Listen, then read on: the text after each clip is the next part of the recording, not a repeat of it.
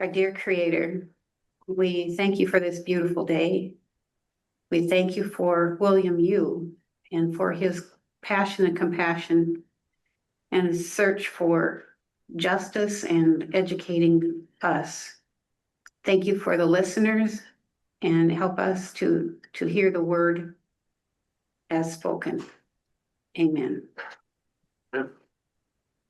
So a very brief, I'm going to read from the back of the book.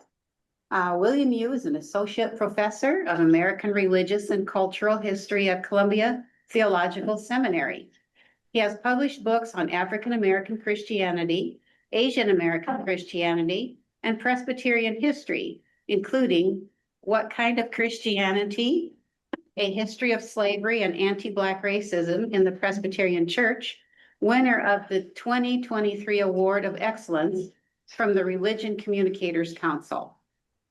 As a teacher, preacher, and scholar, Yoo focuses on the history of racism in challenging and urgent issues of racial justice with clarity, depth, honesty, and precision, and I totally agree with that. Today, he's going to be presenting on his book, Reckoning with History, and I'm going to turn it over to you, William. Thank you for being here. Oh, thank you, Twila, and thank you everyone at St. Andrew Presbyterian Church. I don't quite know what I look like and what the screen looks like, but I've been told by some of your leaders there that it looks okay. So I'm going to go ahead. I don't want to share screen for too long, but I do have a few images that I'd like to walk through to get started. So the first is, thank you, Twila, for the introduction from Reckoning with History, which is my third book. So I don't want to talk too much about my books, but I do want to talk about kind of how I became a historian of American Christianity, or a church historian. So this is the cover from, really it is my revised dissertation from Emory University in Atlanta, where I did my PhD work from 2009 to 2014. I know probably a lot of you know because you're in Iowa City right there. I don't know if it's in the shadow of the University of Iowa. Congrats to the 1-point victory yesterday or what, but one of the things you get often asked when you start a PhD program is, what is your research about and what is your dissertation going to be? And so for me, it was I wanted to write something about Korean American church history, or the history of Christianity in both Korea and the United States. And several people were quite interested in the project.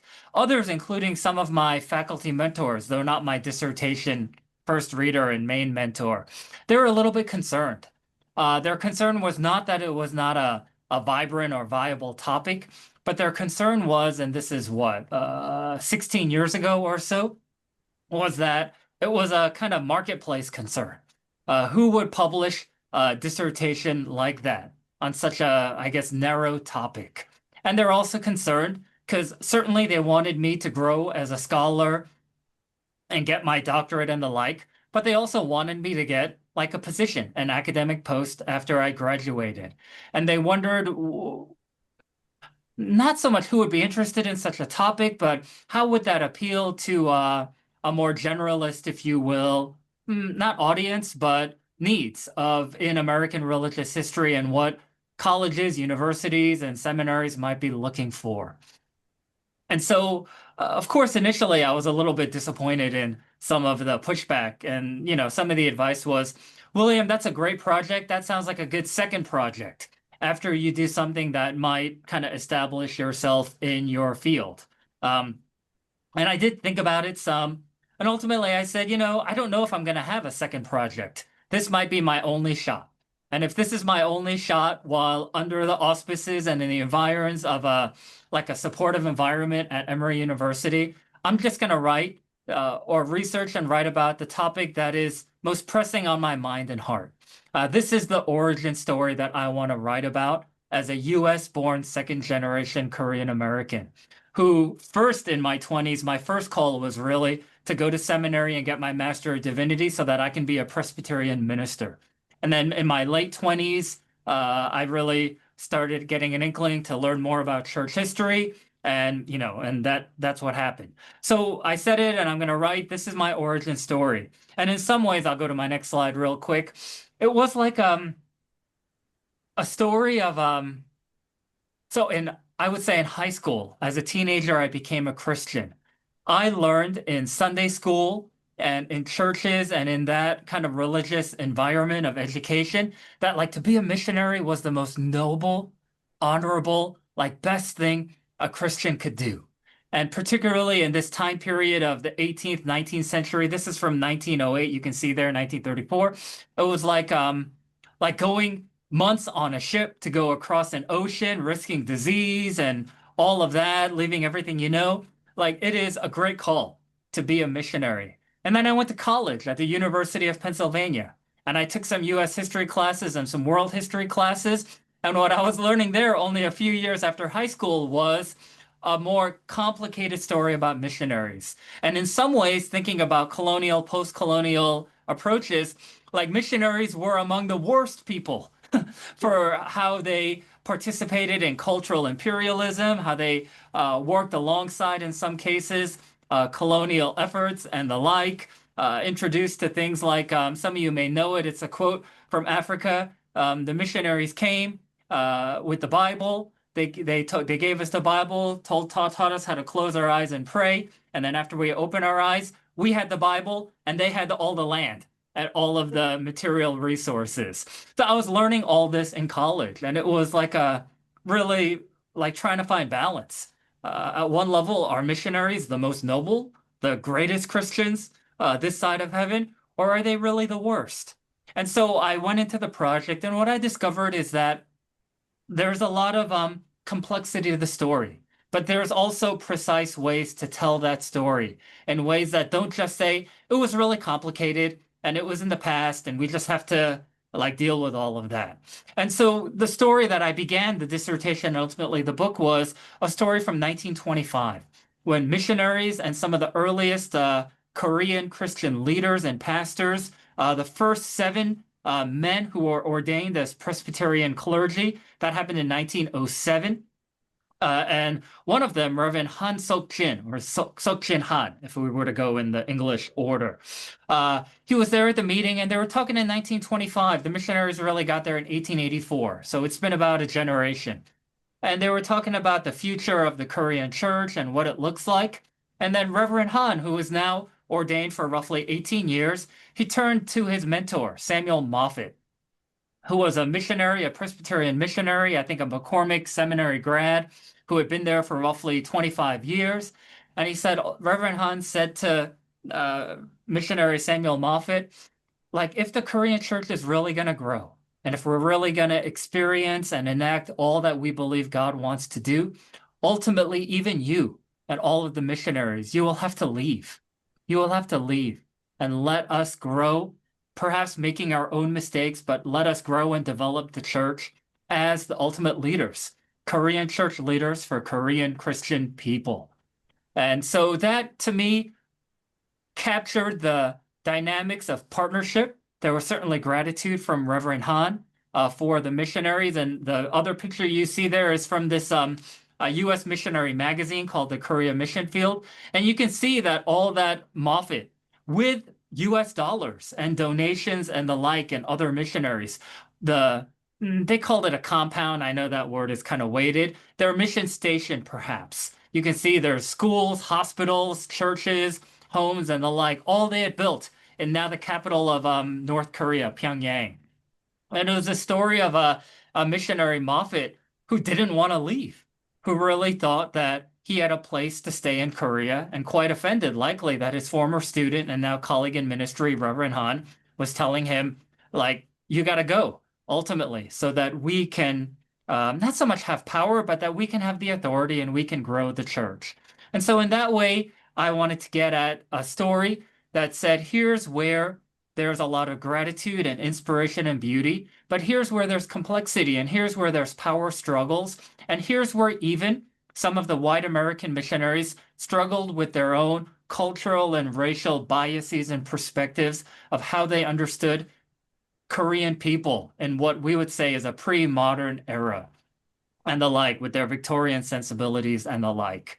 So from there, that was the dissertation, and then it fortunately turned into a book and the like. I began thinking while teaching at Columbia Seminary, what comes next?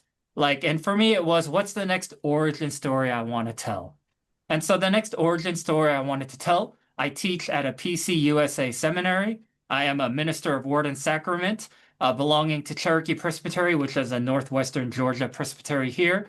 So I wanted to tell the story of like Presbyterian ministry, the Presbyterian Church. And I thought that story has already been told. There are histories that tell the larger story. In fact, Presbyterians love to write, love to read. So there are lots of stories and lots of books about this. But what is a story that hasn't been told? And I thought one that hadn't been told is the struggle, but also like the activism and the good that deals with race and racism and racial justice. So that's the story I wanted to tell. And I thought I was going to tell the whole story from North American, the colonial period, into the civil rights movement and the present. But long story short, and I may have shared this with you the last time Twila and St. Andrew y'all invited me, is I found myself super dissatisfied with all of the treatments of slavery. I thought all of the treatments of slavery isolated and highlighted too much the biblical argumentation and the disagreements, like that it was a problem between biblical literalism and those who interpreted the Bible with more nuance. And only if, I thought implicitly the message was, if only if they had more sophisticated, nuanced tools to understand the Bible, like the whole story would have unfolded in a different way, perhaps more on the side of abolitionism. And so what I found is that, like, one is that certainly there were biblical argument disagreements, but I found that that story was way too, like, simplistic and in some ways idealistic, and that it really did not focus enough on cultural, economic, and political realities that also shaped how Presbyterians read the Bible and interpreted it. And so here you see, and I wrote this book, it came out in 2022, and the image that you see on the other side of the book cover is from the I think the first annual report of the largest abolitionist organization from the 1830s, the American Anti-Slavery Society. And you can see there that there are roughly 12 members, I think, all men. In 1840, they were starting to invite white women, sadly not black women, but white women, to join the executive committee. But here it's all men. But the point I wrote in the book and I shared and that I found for myself is that at least 6 of these men are Presbyterian ministers and lay leaders. And so really, I found that there are a lot of Presbyterians who deeply were moved and wanted to end slavery and wanted to end racial discrimination. And as Presbyterians, where were their appeals coming from? Their appeals were coming from the Bible and the Reformed tradition. And so ultimately, also pro-slavery Presbyterians used the Bible and the Reformed tradition to counter these arguments. But I think for me, the point that I found is that the Reformed tradition and Presbyterianism in and of itself wasn't the problem. Like, the problem were Presbyterians who were shaped by culture and race and by politics and economics and an unwillingness to grapple with all of these things in productive tension, if you will, to imagine like what God's justice and righteousness might look like in a racially just society. Like, that was the problem. Long story short, I found when I was researching and trying to write this book, a lot of people kind of thought, oh yeah, Presbyterians. Like, for those who did note that there were some pro-slavery Presbyterians, they said it's the frozen chosen thing, right? Or it's the Reformed tradition and human depravity thing. Like, that there was something inherently wrong with Reformed theology that made Presbyterians less like socially active or like more prone to accepting the horrible sins of the institution of slavery. And I just found that all of that was not true. The Reformed tradition and Presbyterianism, there was so much in the tradition and in the history that these abolitionists, black and white Presbyterian abolitionists, utilized to fight against slavery. So that's that. And I'll talk more about that, or we can talk more about that when I stop sharing screen. So from there, I began thinking, like, what's the next origin story I want to tell? If I've told, again, not completely, and others will tell the story, and it's not like I own the story or anything like that, but Korean American church history, I learned a lot for myself, and I'm glad to write it and tell that story. Presbyterian history and racism and slavery, I'm grateful, as tragic as that story might be, that I got to tell the story. So then I thought the next story I want to tell is, what does it mean for me to be an American Christian? What does it mean for me to be a Christian in the United States, in this context and culture and just society and foundation that I live in and inhabit and teach in and want to minister in? So I began like really getting hard at work at that. Like, what's a story about American Christianity that I need to learn and that ultimately I can tell? And that you can see there on the screen. So this is a story that I wanted to tell. I wanted to really understand how settler colonialism and slavery interacted with, or how Christians in the past interacted with these structural injustices and systems. And so what I find is that, like in many ways, similar to what I found in Presbyterian history and abolition and slavery, is that it was quite inspiring. It was quite inspiring to find so many indigenous rights activists and abolitionists appeal to the Bible, appeal to Christian like theological resources that undergirded and really were the engine, if you will, of their activism and of their resistance. For example, what became known as the anti-removal campaign against the Indian Removal Act with President Andrew Jackson in 1830. It was quite inspiring to see a coalition of indigenous and white Christian leaders, including Catherine Beecher, in the Beecher family, who was an educator in Hartford. They really got motivated. They really understood that what was happening to the Cherokee Nation in North Carolina, Georgia, and Tennessee was wrong in the 1820s, 1830. And this was actually the first white woman's like public campaign or protest political engagement through Catherine Beecher and others. And you can see not only like white women, but others too, but there were so many like memorials or protests, some that were typed, some that were handwritten, that were sent to the Congress in Washington, D.C., noting that like the Indian Removal Act and the forcible removal of indigenous people from lands that were secure to them through federal treaties was wrong. And you can see there's an example of one of the memorials, that digital collection from the Library of Congress. So that was all there. But I did also find that in addition to activists utilizing Christianity to oppose what was wrong, there were also those who used Christianity to support and undergird what was wrong, to seemingly say that it was divinely ordained and that it was right.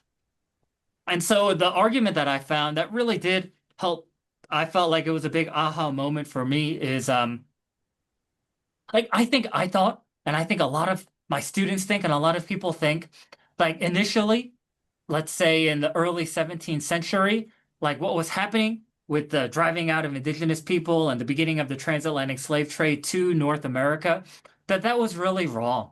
But that people didn't really realize it. So ultimately, over time, there was more and more protest and more resistance to it. But what I find is actually the opposite happened. That initially, there were questions about it, there were wonderings about it, but ultimately, for example, with the pro-slavery Christian movement, there were more pro-slavery Christian treatises and sermons and all of that published and preached between 1830 to 1860 than before. And it was because the abolitionist movement, and I write about it in the book, was growing and utilizing the Bible and gaining momentum, that there was this pro-slavery defense of that. So rather than like, initially it was really bad and things got like better and better and better and chipped away. It was actually the opposite. Initially, there were some wonderings about it, but as slavery and as settler colonialism became more ingrained and more foundational to the American economy or American politics, society, there are actually more and more like Christian defenses and justifications of these sins. And so with that, I'm going to quickly just share a few images and then stop sharing my screen. Thanks for hanging in there with me. So I talk a little bit about, and I find the observations and the protests of the first published African-American woman, Phyllis Wheatley, in Boston or in Massachusetts, and Samson Occam, the first ordained indigenous Mohegan pastor who was Presbyterian. So I look at some of their observations, their critiques, their insights, their motivations for how they were understanding what was unfolding, and also how they used Christianity and how they also criticized Christians who were using the Bible to them in all the wrong ways. And I think we would say that too. And then I look some at Maria Stewart, a Black woman abolitionist from Connecticut, lived much of her life in the 1830s in Boston. And I look at William Lloyd Garrison, the white, probably the most prominent white abolitionist from this time period, who started the Liberator newspaper, the American Anti-Slavery Society, and the like. So I look at just how they appeal to the Bible and Christianity. You can see even in the Liberator, the 1851 masthead image, like who's at the center of that image? It is Jesus Christ. That was central to Garrison and his leadership of the abolitionist movement. Not to say that it was a church movement, but it was deeply inspired by Christianity. And then I look some in chapter 4 of the book at this Pequot minister named William Appice, who didn't have a long tenure of ministry, died way too young, but for several years in the late 1820s and the 1830s, I find that his sermons as a Methodist minister and his activism for indigenous rights really quite inspiring.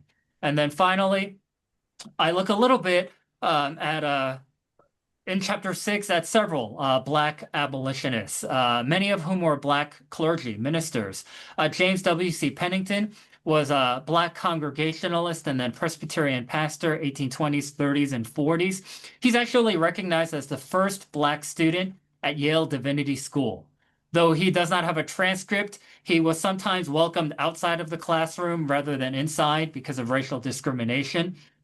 But several years ago, Yale Divinity School, in an act of, I suppose, perhaps repair, really tried to honor Pennington, admitting their sins and recognizing him with a portrait that I think likely looks like this one of him in their building at Yale Divinity School. But here's what he said in 1849, and I'm going to end here. He's just kind of noting like what it means for him to be an American, a Black American, and what it means for him to wrestle with perhaps the vices and the virtues of patriotism or nationalism. He notes that he said in this speech, it's a blessing to have a country and it's a virtue to love it. So it is a good thing that God gives us a national identity. Samson Occam said the same thing, the Mohegan minister. But at the same time, there's a recognition that nationalism and patriotism is also capable of great abuse. And there is this call, according to Pennington, for Christians to anchor their nationalism or their patriotism alongside the sense of one common humanity, that God has created all people of all races, ethnicities, and nations in God's image. So there is this idea that we, according to Pennington, have to tangle with nationalism along with one common humanity. And Pennington notes that that's not an easy thing to do, but that is God's call, and that is how we are called to live our lives as Christians. And I found that really quite, not only quite beautiful in 1849, but quite telling for us even in 2025. So Twila and everyone, I'm going to stop sharing screen there. And that's kind of my presentation. I went a little longer than I wanted. I'm sorry, but thanks for hanging in there. Does anyone have any, I should turn this on. Any questions or discussion? If you do, come and stand here and speak.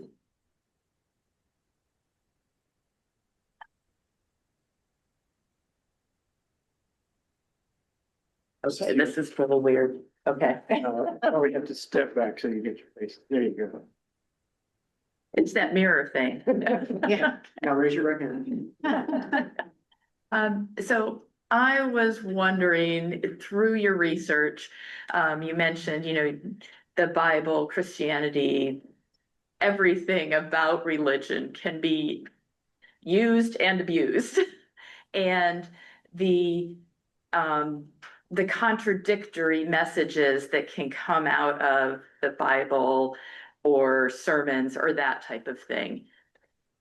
Did you find anything that might lead us forward as to how we can have discussions about what we as Christians are called to do, to discern or to figure out what to believe, basically? Oh yeah, thank you for your question. So one is I will share, and I get this from William Apis, the Pequot minister. In one of his last addresses, he talks about, and it is fiery and it is prophetic. It is it reminded me some of reading Frederick Douglass. It felt of course different because they're different individuals. But while he's criticizing like the irony of how white people in Massachusetts remember the Mayflower and the Pilgrims and the Puritans and the like. For him, he's like this is not the beginnings. Perhaps it is the beginnings of a great white American nation, but it is also the beginnings of the destruction and the dispossession of indigenous people, and some ways in the name of God. And he notes all of this, but he says to his largely white audience, likely in Massachusetts. He also gave it in New Hampshire. He says, but you and I have to be grateful that we are not guilty of our fathers, our ancestors' crimes. Like his point there is not to point out all of this history to induce guilt and shame from the audience that he is speaking to in the 1830s. But really what he says is that, but this is the messy world, the sinful world that we have inherited and that we inhabit from our ancestors. So the work before us is how do we be responsible and how do we get involved in the work of repairing the sins of our ancestors? And I do think that's right. And I do think that's one of the challenges with racial injustice, the legacies and the histories of racial trauma. And it is really like, and I don't mean to make light of it, it is really hauntingly, like just with a Christian lens. It's really hard and it's really bad. Like slavery ended in 1865. But then we know, like for the next roughly 100 years, there was such a like vicious, violent, and hard, like really, I don't think it's an exaggeration to say that in some ways the United States was an apartheid nation state with how it discriminated against Black people, even after slavery ended. So it can feel like traumatic, and there can feel to be guilt and shame in that. But I think Apis is right, and I think that's the message that I try to share and that I try to embody myself, is that we can't be after guilt and shame, but that we want to be inspired to do the work of responsibility and repair. Like, and how do we do that work? And where history is helpful is that it doesn't get us all the way, but to help us understand what happened in the past so that we can better interpret and know what's going on in our present. And ultimately, it is for us to do the work of, and I'll end this answer on 3 points. One is that it is, what is God calling me to do individually or interpersonally in my life with the people that like I am surrounded by and the people that are in my life? Like, how is God calling me to be more just and to be more kind and to be more faithful? And the second level is like, what is God calling me to do in my community, in my neighborhood, or in my locality, and how I can get involved in the work of justice and righteousness, and in some ways undoing these historic and systemic sins. And then finally, the third is perhaps what is God calling me to do nationally, and we might say globally as well.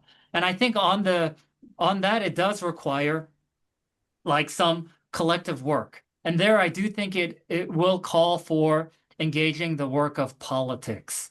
And what I want to say about that is that I think the work of this, I know some of you may know this book. It's called Politics is for Power: How to Move Beyond Political Hobbyism, from Eaton Hirsch. I think he's a tough political scientist who wrote it in 2020. And pretty much his whole premise is the book is that the problem with like politics, and he's not talking from a Christian, but I find it super helpful, is that he's like, me and a lot of my friends, we think we are engaging the work of politics, but really what we are political hobbyists. We either doom scroll or joy scroll through social media. We follow the latest stories, even in mainstream media, from what 2 or 3 the loudest political voices are doing. And we think in that work that we are doing the work of politics. And he says, no, that is actually the work of political hobbyism. That is kind of engaging in politics to satisfy one's emotional or intellectual needs. And he compares what he and his friends do to the work of politics in Massachusetts, in his state. He looks at a teacher who's working with special needs students and how she is trying to build a coalition so that there can be changes in laws and more funding given to her school and other schools like hers for special needs students. She looks at someone working in a community food pantry and figuring out how they can build a coalition to do the work of more support for their work. And he says, what me and my friends do, we're just political hobbyists. The real work of politics is that work. And so he says, like, we all need to move beyond political hobbyism to figure out how we can be engaged in, whether big ways or small, in the work of politics. And what I'll say to that is I think that's true of Christians and churches too. I do think political hobbyism, which gets mistaken for politics, I don't think it has a good place in the church. I actually do think it's quite unnecessarily divisive and corrosive and really bad for churches. If when we talk about talking about politics, we're really just talking about political hobbyism. But I do think the real work of politics, the work of how the hard and incremental work of enacting love and justice and righteousness and kindness, like that work has a place in churches and figuring out how to do that. So that's my long-winded answer to your question about, I think, using and abusing Christianity and what we can do.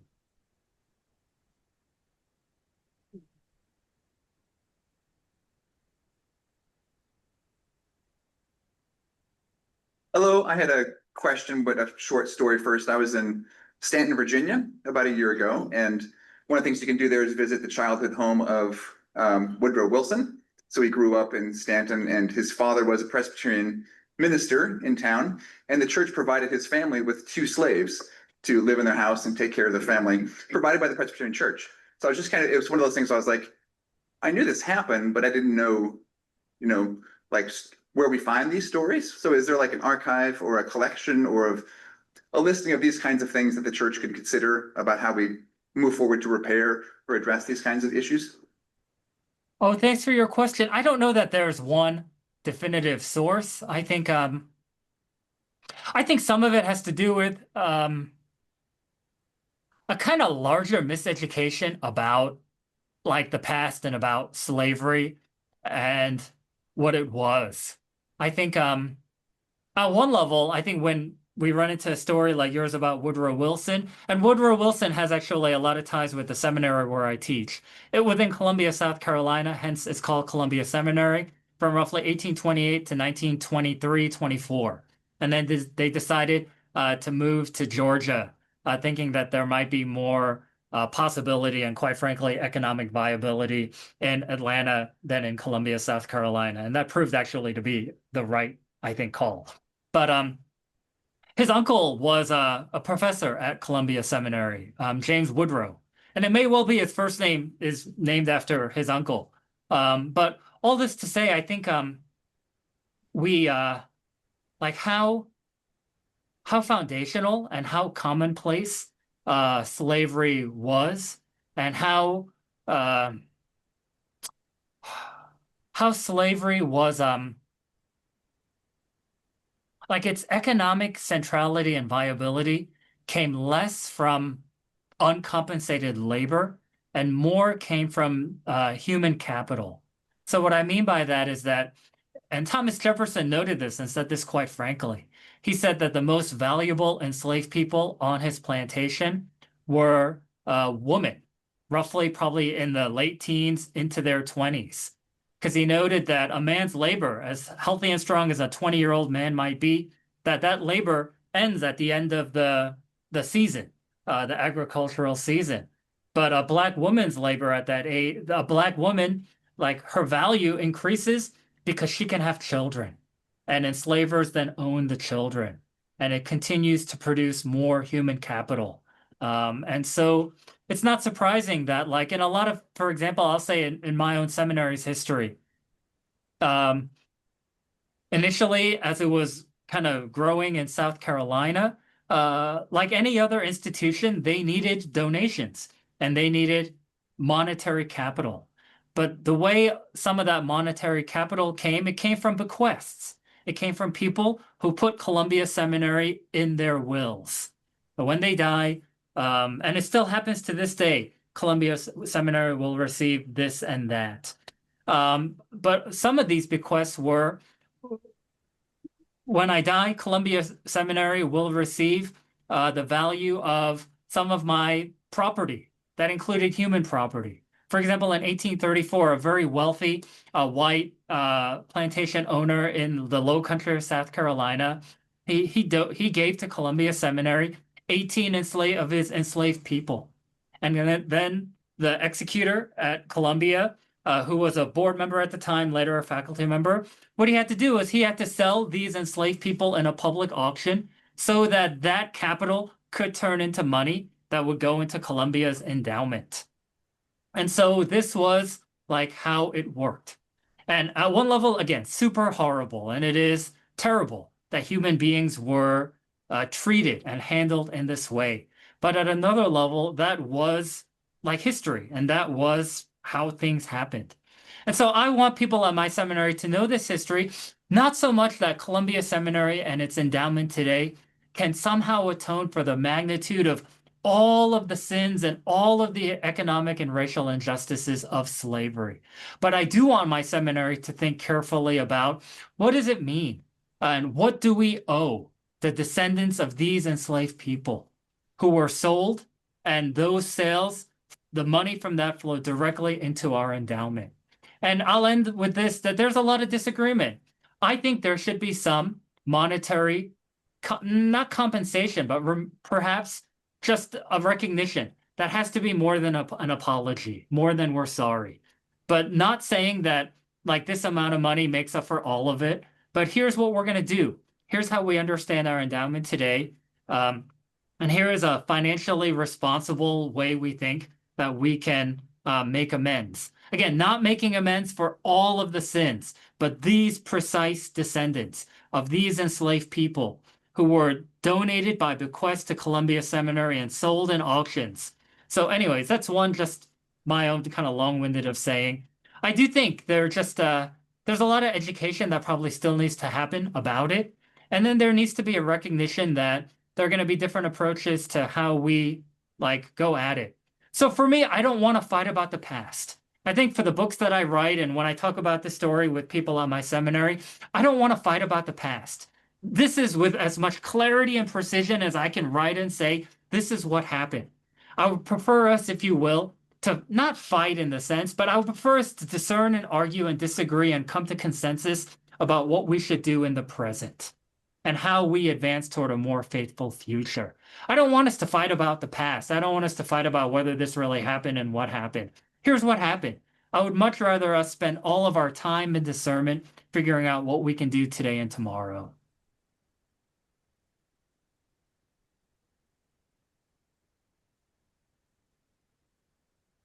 It's very important to know about the past. Are you or your seminary feeling pressure to limit what you teach and offer these days because of all the attacks on DEI and history?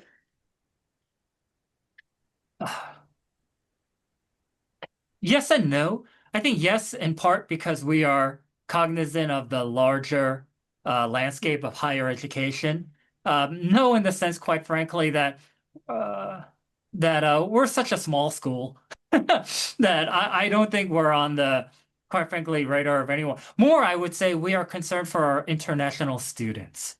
And we are deeply concerned about trying our best to legally, lawfully, and justly like protect and support them as they face a lot of just fears and concerns, many of them warranted, about their own visa status and the like.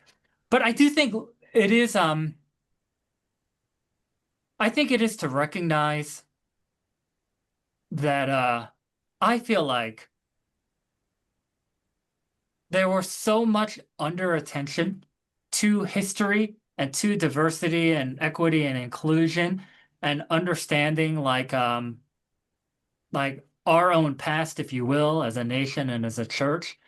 I think in some ways there can also be like some of the excesses of being undernourished and underattended to for so long. Like I do think for me, I want to recognize that let's say something like DEI, I know it's a big thing. I want to recognize that over the past several years that there were some excesses. There were some like movements for it that likely were maybe the intentions were good, but I think some of the enactments of it were less helpful and less good. One example I have just in my own like that I think is indicative of a larger thing is that you know, especially after the racial reckoning and the hard things of the summer of 2020 and the pandemic and the like, and again, more attention to this, particularly after the death of George Floyd. Sometimes I would be a part of like panels and discussions in person and on Zoom with other people of color leading. And sometimes it was in Presbyterian contexts, such as with a group such as yours at St. Andrew. And I do think sometimes some of the leaders of color bearing their own trauma and pain, I felt like just like the whole like time of learning and education became about like their racial trauma, if you will. Like you like kind of in some ways even angrily screaming at the audience, you'll never understand what it is to be like a person of color, a woman of color, a gay person of color, and the like. And in my own head, I thought, and partly they've invited us here because they don't understand and they want to understand more. And you are treating this as if this is in some ways like your group therapy. Like you are unloading on these predominantly white middle-class people for some of the structural sins and that are very real in ways that I find unhelpful. They have actually invited us here so that like we can, from our perspective, try to teach and try to engage. I don't think they invited us here so that they could be shouted at for an hour about all of the sins and the legacies of white supremacy and the like. So I think in some ways, I think that comes from a place of, again, undernourishment for a long time and not being attended to. But it's to recognize that there were some excesses and there were some mistakes. And how do we learn from those things without like throwing the baby out with the bathwater, to use an old phrase? I mean, I don't, maybe some of you are at workshops such as these that you might have found less helpful. Because I do, again, I think it's not meant to induce guilt and shame, but I do think that kind of happens. And I do really want us to move away from that, but I would like us to move away from that, not in a way of like false optimism or like just kind of Pollyannish, like we can do it, but in a way that really grapples with how can we be responsible as Christian disciples today to engage the work of like repair and to engage the hard and incremental work of transformation, transforming a church, transforming a neighborhood, transforming a locality, and transforming ultimately our nation.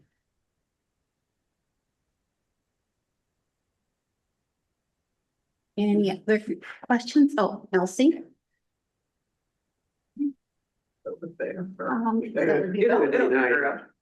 Okay, at first I gotta get out of this chair. Okay. My name is Elsie Perry Payne, and I feel that the Afro-Americans are moving forward. We need to have it up here ourselves. And how did slavery start? Is my main question. How did it get started with the slaves? Oh, okay. So certainly slavery did not begin in the 15th or 16th century. It is an ancient structure, system, and the like. I think in terms of understanding the North American, or just even some might call the transatlantic context, it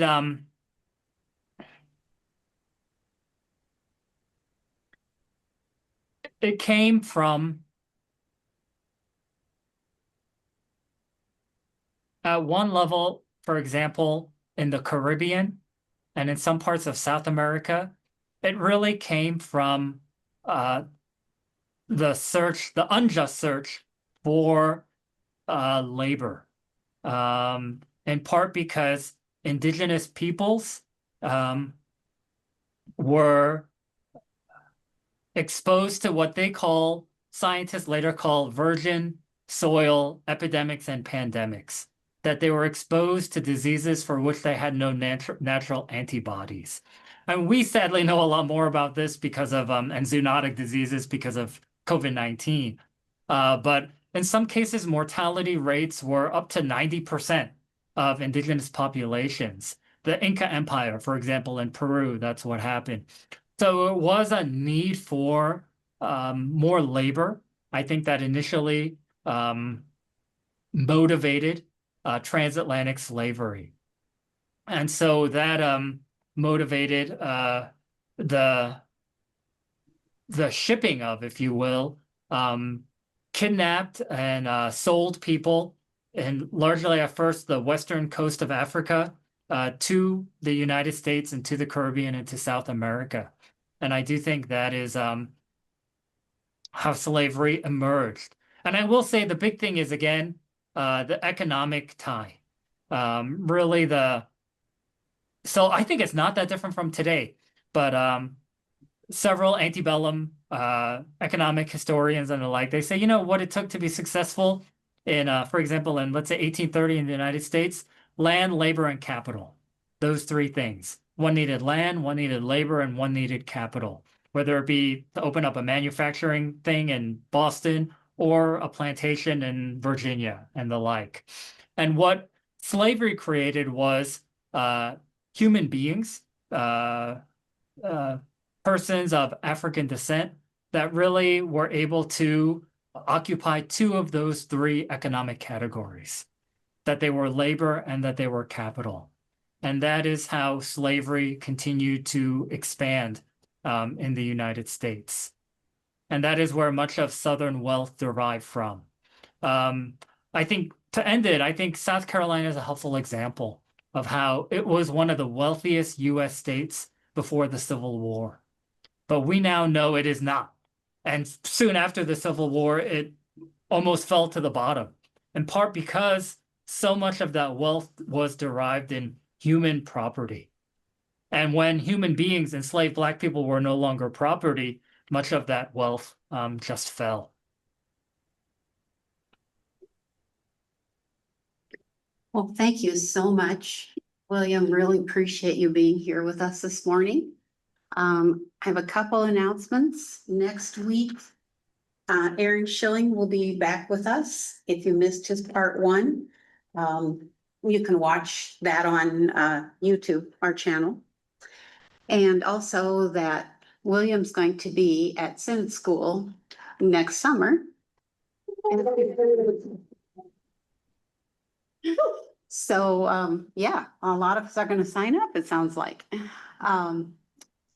I would appreciate it if you would close in prayer.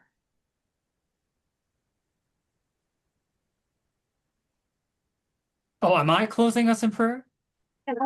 Yes, William, will you okay, please okay. close us in prayer? I'll say that more specifically. Okay. Thank you. God, thank you for the opportunity for me to virtually be with the good people of faith at St. Andrew Presbyterian Church in Iowa City. Thank you that you are calling and inviting and inspiring and challenging us to learn more about how we might enact your love, your justice, your kindness, and your righteousness in the context that you've called us to live in and reside, whether it be in Iowa City or for me here in Metro Atlanta. We pray as always that you would grant us strength for the hard journey, that you would grant us companions that can walk alongside us and sometimes carry us when we are struggling and in difficulty, and that you might help all of us to remember that you are with us in this call, that you are with us in this movement, and that you are inviting us to participate in your ministry, and that it can be hard, but it can also be a joy, and help us to encourage one another along the way. In Christ's name we pray. Amen. Thank you. Thank you.